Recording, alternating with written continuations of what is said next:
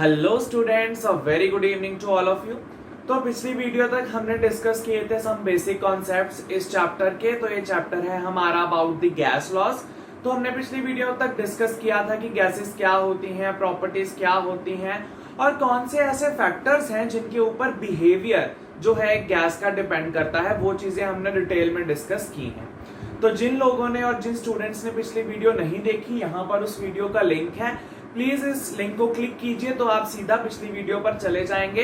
It is very very important कि आप पिछली वीडियो देख करके आए, तभी आपको जो कॉन्सेप्ट्स है वो अच्छी तरह से समझ आएंगे।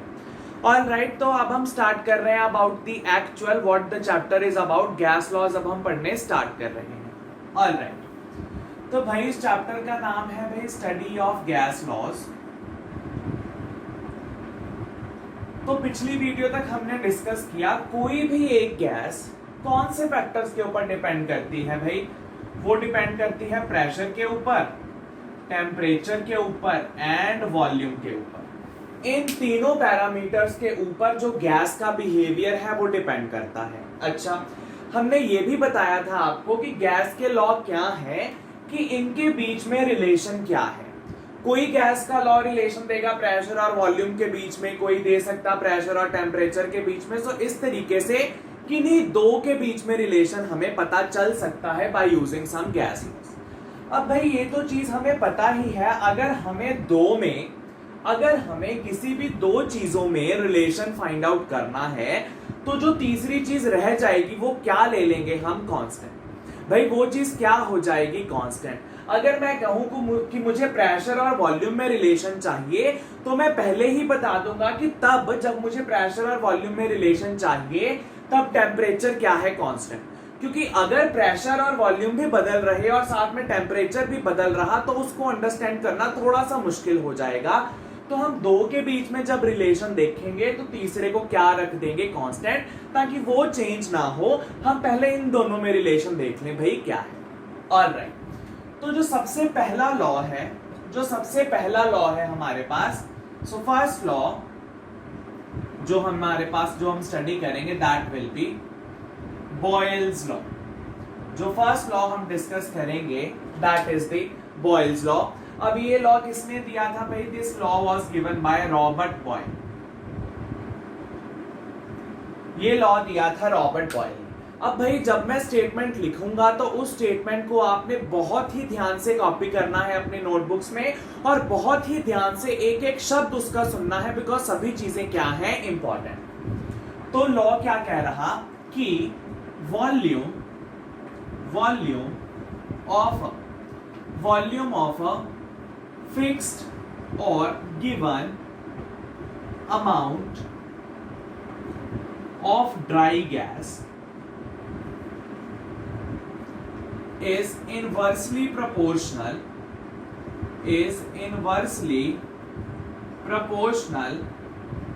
to the pressure when temperature is kept constant। अच्छा, अब ये लॉ क्या कह रहा, वॉल्यूम जो है गैस का, कैसी गैस होनी चाहिए भाई, ध्यान दीजिए। किस तरीके की गैस है, ड्राई गैस। कौन सी होनी चाहिए भाई, ड्राई गैस। उस गैस का वॉल्यूम इनवर्सली प्रोपोर्शनल होगा किसके, प्रेशर के। जबकि टेम्परेचर को हम क्या रख देंगे, कांस्टेंट। जब हम टेम्परेचर को कांस्टेंट रख देंगे तब volume of a dry gas will be inversely proportional to the pressure. लेकिन क्या कंडीशन है, टेम्परेचर क्या है, कांस्टेंट। अब भाई हमने प्रेशर और वॉल्यूम के बीच में रिलेशन देखा, टेम्परेचर को हमने क्या रख दिया, कांस्टेंट। तो कोई भी दो चीजों के बीच में रिलेशन देखेंगे तो तीसरी को क्या रख देंगे हम, कांस्टेंट। अच्छा, एक और चीज है, फिक्स्ड या given amount of, given amount कह लो या गिवन मास कह लो, यहां पर अमाउंट की जगह पर मास भी कह सकते हो। यानी कि एक फिक्स मास हो, जो मास में देख रहा है मास में कोई चेंज ना हो, फिक्स मास हो, और टेम्परेचर क्या हो, कांस्टेंट। भाई दो चीजें हैं, एक तो मास क्या हो, फिक्स्ड, एक टेम्परेचर क्या हो, कांस्टेंट। ये दो कंडीशंस के बाद हम कह सकते हैं volume is inversely proportional to pressure and this is known as Boyle's law. इसको हम क्या बोलेंगे भाई, बॉयल्स लॉ। फिक्स्ड मास की होनी चाहिए, टेम्परेचर कांस्टेंट होना चाहिए, तो वॉल्यूम और प्रेशर क्या हो जाएंगे, इनवर्सली प्रोपोर्शनल। अब भाई इनवर्सली प्रोपोर्शनल हमने बहुत डिटेल में डिस्कस किया, यानी एक चीज क्या होगी न्यूमिनेटर में, दूसरी चीज क्या होगी डिनोमिनेटर में, उसी का मतलब होता है इनवर्सली प्रोपोर्शनल। यानी अगर इस पूरी स्टेटमेंट को मुझे एक फॉर्मूला में कन्वर्ट करना है तो मैं क्या कह पाऊंगा, we will say that volume is inversely proportional to pressure. Volume को न्यूमिनेटर में रख दिया, प्रेशर को मैंने डिनोमिनेटर में, बीच में ये प्रोपोर्शनलिटी का साइन, लेकिन ब्रैकेट में हमें क्या लिखना पड़ेगा कि temperature is constant, temperature is constant. इसके बिना ये चीज नहीं कंप्लीट होगी। जो बॉयल्स लॉ है वो ये कहता कि टेम्परेचर कांस्टेंट होने के लिए for a given mass of dry gas जो वॉल्यूम है that is inversely proportional to pressure, volume is inversely proportional to pressure. अच्छा जी, ठीक है, ये हमने बात मान ली कि ये उसने लॉ दे दिया। अच्छा, अब इसी चीज को देखो, V is inversely proportional to P को मैं और क्या लिख सकता, क्या मैं यहां से प्रोपोर्शनैलिटी का साइन हटा के जब इक्वल टू लगा दूंगा तो एक कांस्टेंट आ जाएगा K, ये हमने बहुत बार डिस्कस किया है, डिवाइडेड बाय P। भाई ये प्रोपोर्शनैलिटी के साइन को जब हम इक्वल टू में कन्वर्ट करते हैं तो ये K का साइन ऑटोमेटिकली आ जाता है, जो कि हमें क्या बताता है कि ये चीज क्या है, एक कांस्टेंट, कुछ भी कांस्टेंट हो सकता है। ऑलराइट, अब ध्यान से सुनिए, P को इधर ले जाइए, P को इधर ले जाइए, PV क्या आ जाएगा, P into V is K, यानी PV भी क्या आ गया, कांस्टेंट। भाई K क्या है, कांस्टेंट, यानी प्रोडक्ट ऑफ प्रेशर और वॉल्यूम हमेशा क्या रहेगा, कांस्टेंट।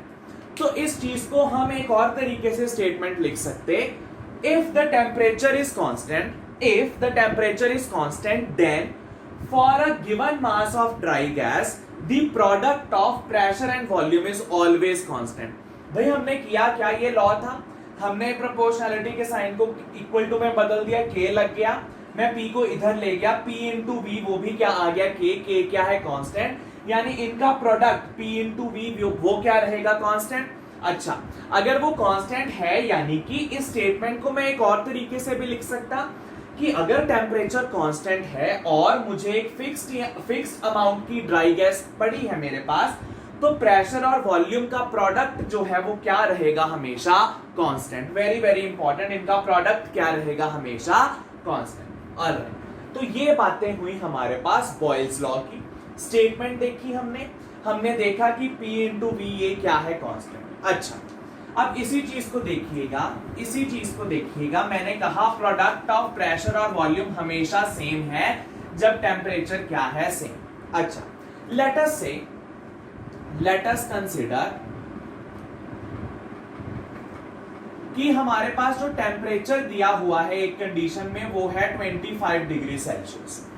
भाई इस चैप्टर में हम हमेशा जो टेम्परेचर है केल्विन में लेंगे, लेकिन जस्ट आपको अंडरस्टैंड करवाने के लिए, सपोज टेम्परेचर है हमारे पास 25 डिग्री सेल्सियस और उस पॉइंट पर एक गैस का प्रेशर है P1 और उसका वॉल्यूम है V1। ध्यान से सुनिए, एक टेम्परेचर 25 डिग्री सेल्सियस पर उसका प्रेशर है P1 और उसका वॉल्यूम है V1।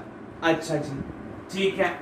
अब मैंने क्या कहा कि अगर टेम्परेचर कांस्टेंट है तो प्रेशर और वॉल्यूम का जो प्रोडक्ट है वो क्या रहेगा, कांस्टेंट। तो प्रेशर और वॉल्यूम का प्रोडक्ट क्या रहेगा, कांस्टेंट। अच्छा, अब अगेन जो टेम्परेचर है वो कितना है, 25 डिग्री सेल्सियस, यानी टेम्परेचर को मैंने कांस्टेंट रख दिया, लेकिन ध्यान से सुनो, अब जो प्रेशर है वो मैंने इंक्रीज कर दिया। सपोज मैंने प्रेशर को इंक्रीज कर दिया, कितना कर दिया, P2। P1 से प्रेशर मैंने बढ़ा दिया, कितना कर दिया, P2, और देखा वॉल्यूम कन्वर्ट हो गया V1 से लेकर V2 में, वॉल्यूम कन्वर्ट हो गया V1 से लेकर V2 में। भाई मैंने टेम्परेचर कांस्टेंट रखा, प्रेशर मैंने बढ़ा के P2 कर दिया, तो मैंने देखा वॉल्यूम भी चेंज हो गया, V1 से कहां आ गया, V2 पर।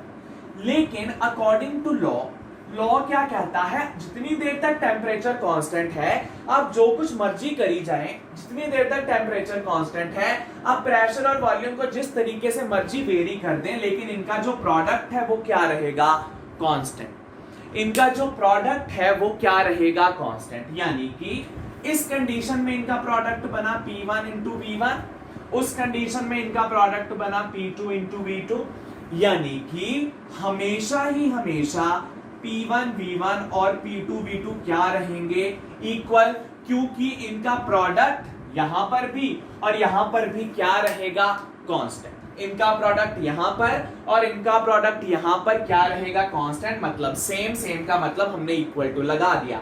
कब होगा, जब टेम्परेचर क्या रहेंगे, सेम। अगर टेम्परेचर सेम है और मास भी फिक्स है गैस का, तो प्रेशर इंटू वॉल्यूम इधर और प्रेशर इंटू वॉल्यूम इधर वो क्या रहेंगे, हमेशा same. So P1 V1 equals to P2 V2. This is a very very important result. Numericals में ये result बहुत ज्यादा काम आता है। Alright, so P1 V1 is always equals to P2 V2. इसके बेस पर हम न्यूमेरिकल्स भी करेंगे। Alright, so अभी हम जो स्टार्ट कर रहे हैं next topic, that is the graph of Boyle's law. चलिए, तो अब हम देखेंगे कि जो ग्राफ्स हैं वो किस तरीके से बनते हैं। भाई जिस तरीके से हमने ग्राफ बनाए थे, अगर आपको याद हो सेकंड लॉ से, F इक्वल्स टू ma से, वही ग्राफ्स हम यहां पर बनाने की कोशिश करेंगे। चलिए, तो मेरे साथ बनाएंगे आप लोग भी ग्राफ। स्टार्ट कर रहे हैं फ्रॉम बॉयल्स लॉ। भाई बॉयल्स लॉ की स्टेटमेंट क्या है कि volume is inversely proportional to pressure when temperature is constant. When temperature is constant, ठीक है। अच्छा जी, अब मैं ग्राफ बनाने जा रहा, भाई ध्यान से सुनिए, अब मैं ग्राफ बनाने जा रहा वॉल्यूम और प्रेशर के बीच में। मैं ग्राफ बनाने जाऊंगा वॉल्यूम और प्रेशर के बीच में। तो मैंने क्या किया, भाई मैं कह रहा volume is dependent upon pressure. Pressure अगर मैं सपोज कीजिए मेरे पास एक कंटेनर है, उस कंटेनर का मैंने प्रेशर इंक्रीज कर दिया, मतलब उसके ऊपर मैंने प्रेशर ज्यादा लगाया, तो ऑब्वियसली वॉल्यूम उसका डिक्रीज हो जाएगा, वॉल्यूम क्या हो जाएगा उसका, कम। तो वही चीज हम मान के चल रहे। तो चलिए यहां पर लिख लेते हैं प्रेशर, यहां पर हमने बात कर ली किसकी, वॉल्यूम। अच्छा जी, इनवर्सली प्रोपोर्शनल का मतलब, इनवर्सली प्रोपोर्शनल का मतलब प्रेशर के बढ़ने से वॉल्यूम डिक्रीज हो जाता है। प्रेशर के बढ़ने से वॉल्यूम डिक्रीज, इसी का ही तो मतलब होता है इनवर्सली प्रोपोर्शनल। एक बंदा न्यूमिनेटर में, दूसरा बंदा डिनोमिनेटर में, मतलब अगर एक इंक्रीज करेगा तो दूसरा डिक्रीज, ऑपोजिट बिहेवियर शो करते हैं। अच्छा, अगर मैं बाय चांस प्रेशर कम कर दूंगा तो वॉल्यूम क्या हो जाएगा, इंक्रीज, मतलब रिवर्स बिहेवियर शो करेंगे। अच्छा, अब हमें ये तो पता चल गया कि देखो भाई एक्स एक्सिस यहां पर इंक्रीज कर रही तो प्रेशर इंक्रीज करेगा, यहां पर वाई एक्सिस इंक्रीज कर रही ऊपर को तो वॉल्यूम इंक्रीज करेगा। अब मुझे बताइए प्रेशर इंक्रीज करने से वॉल्यूम बढ़ेगा कि कम होगा, कम होगा, इनवर्सली प्रोपोर्शनल है। लेकिन आपको याद हो तो इनवर्सली प्रोपोर्शनैलिटी का, इनवर्सली प्रोपोर्शनैलिटी का ग्राफ किस तरीके का बनता है, जिन्होंने वो वीडियो देखी है F इक्वल्स टू ma वाले उनको पता होगा। ये ग्राफ बनता है हाइपरबोलिक कर्व, जिसको हम हाइपरबोला भी कहते हैं। किस तरीके का बनता है भाई, इस तरीके का। This will be the graph, straight line ना बनते हुए ये ग्राफ इस तरीके का बनता है कि जैसे जैसे मैं प्रेशर इंक्रीज करूंगा वॉल्यूम घटता जाएगा। भाई यहां देखो प्रेशर बढ़ गया, और इसी पॉइंट पे चलिए 2 पॉइंट या 3 पॉइंट कंपेयर करते हैं। पहले हमने पॉइंट ये लिया, फिर हमने कहीं पर यहां ले लिया पॉइंट, फिर हमने यहां पर ले लिया point. So this is pressure P1, pressure P2, pressure P3। इन्हीं पॉइंट्स पर वॉल्यूम की वैल्यूज लिखते हैं। ये आ गया V1, ये आ गया V2, ये आ गया भाई V3। अच्छा, अब देखो प्रेशर P1, प्रेशर कम, भाई प्रेशर की वैल्यू इतनी, वॉल्यूम देखो V1 इतना। अच्छा, अब मैं प्रेशर गया P2 पर, प्रेशर मैंने बढ़ाया, वॉल्यूम कम हो गया, V2 पर आ गया। प्रेशर मैंने P3 और बढ़ाया, वॉल्यूम और कम आ गया, V3। यानी कि जिस तरीके से मैं प्रेशर को बढ़ाता जाऊंगा यहां पर वैल्यू घटती जाएगी। तो ये जो ग्राफ है ये क्या डिनोट कर रहा, इसी एक्सप्रेशन को ही तो डिनोट कर रहा कि प्रेशर बढ़ाने से वॉल्यूम क्या हो जाता है, डिक्रीज। याद क्या रखना है, इनवर्सली प्रोपोर्शनैलिटी का ग्राफ स्ट्रेट लाइन ना बन करके क्या बनता है, हाइपरबोलिक कर्व। ये क्या बनता है भाई, हाइपरबोलिक कर्व, याद रखना है आप। और तो ये हमारे पास हुआ पहला ग्राफ। ये हमारे पास हुआ पहला ग्राफ जो वॉल्यूम और प्रेशर के बीच में है, जो ग्राफ वॉल्यूम और प्रेशर के बीच में है। अच्छा जी, अब हम बात करेंगे दूसरे ग्राफ की।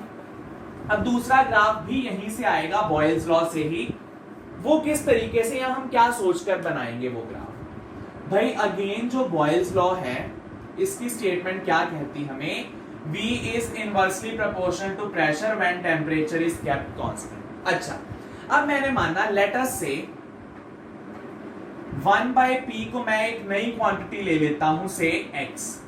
मैंने 1/p को एक नई क्वांटिटी ले लिया x, तो मैं इसको लिख सकता V is directly proportional to x, volume is directly proportional to x। भाई इस पूरी चीज को 1/p वाली चीज को मैंने x सपोज कर लिया, तो v is directly proportional to x आ गया। अच्छा जी, यानी कि मैं क्या कहूंगा, x मैंने यहां पर ले लिया और वॉल्यूम मैंने इस वाली एक्सिस पर ले लिया। अब ग्राफ क्या है भाई, डायरेक्टली प्रोपोर्शनल का। अब तो दोनों न्यूमिनेटर में पड़े हैं, अब तो दोनों न्यूमिनेटर में पड़े हैं। अगर दोनों चीजें न्यूमिनेटर में पड़ी हैं तो एक के बढ़ने से दूसरी चीज भी बढ़ती है, सेम रिलेशन शो करते हैं अगर डायरेक्टली प्रोपोर्शनल हो। अच्छा जी, अगर डायरेक्टली प्रोपोर्शनल है तो ग्राफ भी किस तरीके का बनता है भाई, स्ट्रेट लाइन। किस तरीके का बनता है, स्ट्रेट लाइन। अब भाई ये भी तीन तरह की स्ट्रेट लाइन है, या तो ऐसी हो सकती पैरेलल टू एक्स एक्सिस, या ऐसी हो सकती पैरेलल टू वाई एक्सिस, या फिर ऐसे स्लैंटिंग हो सकती जो कि एक तरफ को इंक्लाइन हो रही। तो यहां पर कैसी बनती है भाई, it is straight line inclined towards x axis, X axis की तरफ ये इंक्लाइंड है। ऑलराइट, दोबारा देखिए भाई, 1/p को हमने x सपोज कर लिया, कोई भी एक नई क्वांटिटी नाम दे दिया 1/p की जगह पर x, ताकि पिछले में हमने इनवर्सली किया था, इसमें हम देखते हैं अगर इस पूरी चीज को एक नई क्वांटिटी मान के डायरेक्टली प्रोपोर्शनल बनते हैं तो ग्राफ किस तरीके का बनेगा। तो भाई डायरेक्टली का बनता है straight line, straight line inclined. अच्छा, तो स्ट्रेट लाइन किस तरीके की बनेगी, इस तरीके की, यानी कि with increase in x volume भी क्या हो जाएगा, इंक्रीज। तो वो तो दिख ही रहा है, जैसे जैसे x बढ़ रहा है वॉल्यूम भी बढ़ता जा रहा, जैसे जैसे x बढ़ता है वैसे वैसे वॉल्यूम भी बढ़ता जा रहा। यानी कि ये जो हमने ग्राफ बनाया है ये इस चीज को अच्छी तरह से जस्टिफाई है, जो वो कर रहा है, जैसे जैसे x बढ़ रहा है वैसे वैसे वॉल्यूम भी बढ़ेगा। ऑलराइट, अच्छा, बस एक और छोटी सी चेंज करनी है। x को हमने क्या बोला था, 1/p, यहां पर x को क्या कन्वर्ट कर देंगे हम, 1/p। इंस्टेड ऑफ x हमने क्या लिख दिया, 1/p। भाई ध्यान दीजिएगा, पिछली बार वाला जो ये ग्राफ बना था, ये ग्राफ बना था between volume and pressure, not 1/p। तो ये ग्राफ इस तरीके का आएगा क्योंकि वॉल्यूम और प्रेशर आपस में इनवर्सली प्रोपोर्शनल है। ये ग्राफ मैंने बनाया है वॉल्यूम वर्सेस 1/p के, ना कि p के। हमने p के अबाउट नहीं बनाया, हमने 1/p के अबाउट बनाया है, और इसी को समझने के लिए हमने इसको क्या ले लिया था, x, ताकि आपको पता चल जाए कि ये क्या है, डायरेक्टली प्रोपोर्शनल। सॉरी, ताकि हमें पता चल जाए ये क्या है, डायरेक्टली प्रोपोर्शनल। भाई x को हमने क्या माना था, 1/p। सब कुछ करके रिलेशनशिप देख के, अच्छा भाई डायरेक्टली है, हमने x को फिर से क्या रिप्लेस कर दिया, 1/p। अगर मैं वॉल्यूम और 1/p के बीच में ग्राफ बनाऊं तो इस तरीके का बनेगा, अगर वॉल्यूम और प्रेशर के बीच में बनाऊं तो हाइपरबोला बनेगा। ऑलराइट, तो ये हमारे पास आ गया दूसरा ग्राफ। अच्छा जी, चलिए अब अगर हम बात करते हैं, अगर अब हम बात करें अबाउट थर्ड ग्राफ, तो वो थर्ड ग्राफ हम बनाते हैं बिटवीन, भाई अगेन यही चीज है बॉयल्स लॉ की स्टेटमेंट क्या कहता है, volume is inversely proportional to pressure when temperature is kept constant. अच्छा, वही चीज करो भाई, pv को एक जगह ले जाओ, directly proportional to 1, p into v directly proportional to 1। ये चीज हमने पहले भी की थी, pv प्रोपोर्शनैलिटी का साइन हटा के इक्वल्स टू, और साथ में क्या आ जाएगा, k, यानी प्रेशर और वॉल्यूम का प्रोडक्ट हमेशा क्या रहेगा, कांस्टेंट। प्रेशर और वॉल्यूम का प्रोडक्ट हमेशा क्या रहेगा, कांस्टेंट। अच्छा, तो अब मैं अगर ग्राफ बनाने की कोशिश करूं between product of pressure and volume and pressure. अच्छा, ध्यान से सुनिएगा, ये हमने अभी डिस्कस किया था पीछे थोड़ी देर में। प्रेशर जब मैं बढ़ा दूंगा तो क्या पीवी की वैल्यू चेंज होगी, क्या प्रोडक्ट की वैल्यू चेंज होगी? अगर मैं कहता हूं मैंने प्रेशर P1 से P2 कर लिया, अगर पहले इन दोनों का इसका वॉल्यूम था V1, प्रेशर बढ़ाने से वॉल्यूम हो गया V2, तो इनका प्रोडक्ट पहले था P1 V1, फिर है P2 V2। क्या इन दोनों के प्रोडक्ट में कोई वेरिएशन आएगा? नहीं, ये हमेशा क्या रहेंगे? कांस्टेंट। तभी तो हम कह रहे हैं P इंटू V क्या रहता है? हमेशा कांस्टेंट। प्रेशर इंटू वॉल्यूम हमेशा क्या रहता है? कांस्टेंट। इसीलिए हम कह सकते हैं P1 V1 equals to P2 V2।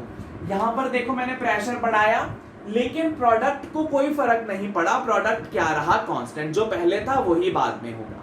अच्छा, तो इसी चीज को मैं यहां ग्राफ में अगर समझाना हो तो कैसे समझाएंगे भाई? प्रेशर बढ़ रहा है, सपोज जब प्रेशर बहुत कम था तब प्रोडक्ट की वैल्यू ये थी, जब प्रेशर बहुत कम तो प्रोडक्ट ये। मैंने प्रेशर बढ़ाया, प्रोडक्ट की वैल्यू तो अब भी यही रहेगी। फिर मैंने प्रेशर और बढ़ाया, प्रोडक्ट की वैल्यू अभी भी यही। फिर मैंने प्रेशर और बढ़ाया, प्रोडक्ट की वैल्यू फिर यही। तो मैंने क्या किया, देखा ये सारी जो लाइन है ये बिल्कुल स्ट्रेट लाइन की तरह जा रही, straight line which is parallel to X axis.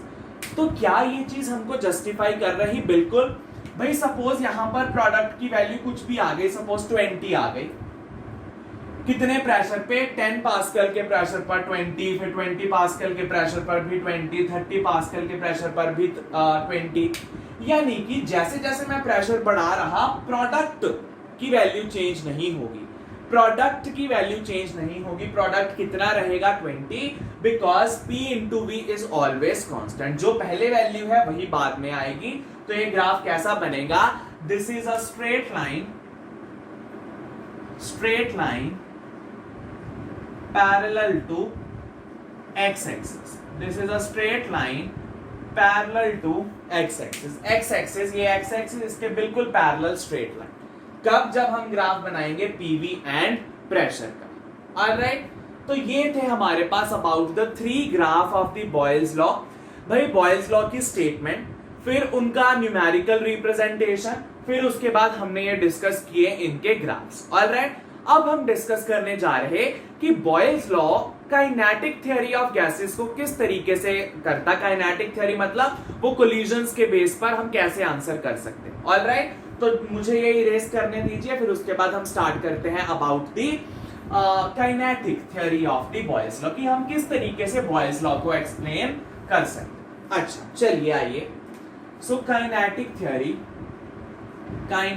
Theory for the explanation of Boyle's law. Boyle's law को हमने एक्सप्लेन करना है यूजिंग दी काइनेटिक थ्योरी, यानी कोलिजन वाली कुछ थ्योरी यूज करके हमने करना है। अच्छा जी, तो सपोज कीजिए हमारे पास क्या है।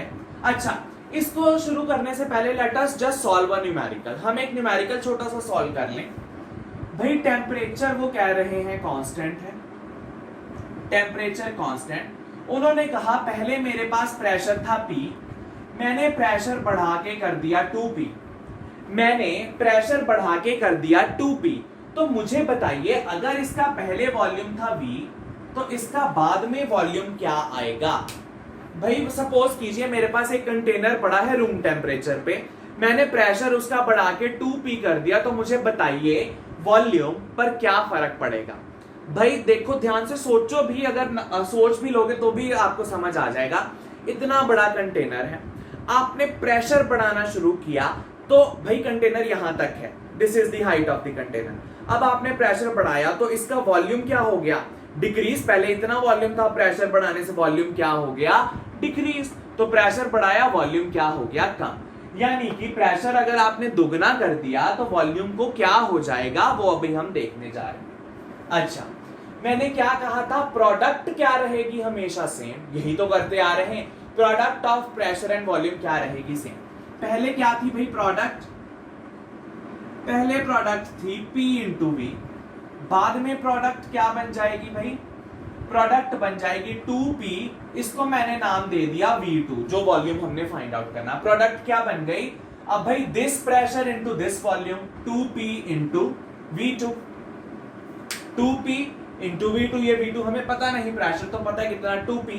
अच्छा, तो इन दोनों प्रोडक्ट्स को क्या कर दो इक्वल, क्योंकि प्रोडक्ट्स क्या रहती हैं सेम, अगर टेम्परेचर क्या है constant, P into V 2p into V2। तो ध्यान दीजिए P के साथ P कट गया, तो V2 की वैल्यू क्या आई V/2, दूसरे वॉल्यूम की क्या आई वैल्यू V/2। यानी कि भाई रिजल्ट बहुत ही क्यूट सा आ गया आपके सामने। अगर मैंने प्रेशर को 2 टाइम्स इंक्रीज कर दिया तो उसका वॉल्यूम पहले से डिक्रीज कर जाएगा हाफ। भाई अगर मैंने दुगना प्रेशर बढ़ा दिया तो हाफ हो जाएगा उसका वॉल्यूम। भाई ये भी चीज समझने वाली थी। अब आपने प्रेशर बढ़ाया तो वॉल्यूम क्या हो गया कम, दुगना प्रेशर बढ़ाएंगे तो वॉल्यूम दुगना रिड्यूस हो जाएगा। तो ये हमने कर दिया, वॉल्यूम V2 पहले V था, अब कितना है V/2। सो फाइनल वॉल्यूम क्या होगा यहां पर V/2, पहले से आधा हो जाएगा। क्यों? क्योंकि प्रेशर हमने पहले से डबल कर दिया तो वॉल्यूम पहले से आधा हो जाएगा। Very very important result. अब इसी चीज को हमने काइनेटिक थ्योरी से एक्सप्लेन करना है। अच्छा,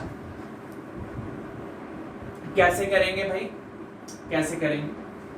अब सपोज हमारे पास एक कंटेनर है जिसके अंदर गैस भरी पड़ी, कोई भी गैस, यहां पर टेम्परेचर हमने क्या ले लिया कांस्टेंट, यहां पर गैस पूरी फिल्ड है इस कंटेनर में, ठीक है भाई, यहां पर गैस फिल्ड है, ये इसका टोटल वॉल्यूम इतना था, वॉल्यूम इज दिस।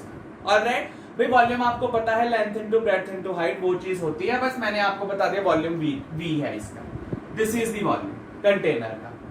अब मैंने कुछ ऐसा किया, अच्छा इसके ऊपर सपोज कीजिए मैंने ऐसे पिस्टन लगाया हुआ है, पिस्टन हम ऑलरेडी डिस्कस कर चुके हैं, जिसके साथ मैं प्रेशर बढ़ा या कम कर सकता या इसका वॉल्यूम बढ़ा कम कर सकता। अच्छा, अब ये जो पिस्टन है मैंने इसको नीचे को पुश करना शुरू किया, मैंने इस पिस्टन को नीचे को पुश करना शुरू किया, इस हिसाब से मैंने किया, ये मैंने इस हिसाब से किया कि पहले से इसका वॉल्यूम आधा रह जाए। मैंने इस तरीके से किया कि पहले से इसका जो वॉल्यूम है कंटेनर का वो उससे आधा रह जाए।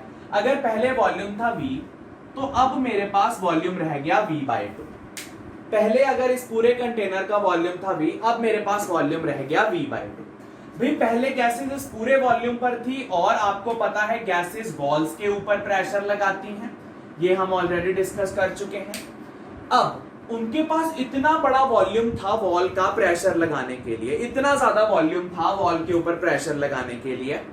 अब वॉल्यूम कम हो गया, गैस के मॉलिक्यूल्स तो उतने ही हैं, वॉल्यूम कम हो गया, वॉल्यूम कम हुआ तो इनके पास प्रेशर लगाने के लिए जगह जो है वो कम पड़ गई, भाई पहले आप देखिए, सपोज इतनी सी जगह में 50 मॉलिक्यूल्स इस वाली वॉल पर प्रेशर लगा रहे थे, 50 मॉलिक्यूल्स यहां पर धक्का लगा रहे थे, वॉल्यूम कम होने की वजह से मॉलिक्यूल्स इकट्ठे हो गए, तो 50 की जगह पर अब 100 मॉलिक्यूल्स एक वॉल की ओर और 100 मॉलिक्यूल्स दूसरी वॉल की ओर प्रेशर लगा रहे। ध्यान से सुनिए कॉन्सेप्ट, यहां पर 100 मॉलिक्यूल्स लगा रहे, यहां पर भी 100, यहां पर वॉल्यूम बढ़ा दो तो ऑब्वियसली दूर दूर हो जाएंगे, तो कम मॉलिक्यूल्स प्रेशर लगाएंगे एक वॉल के ऊपर।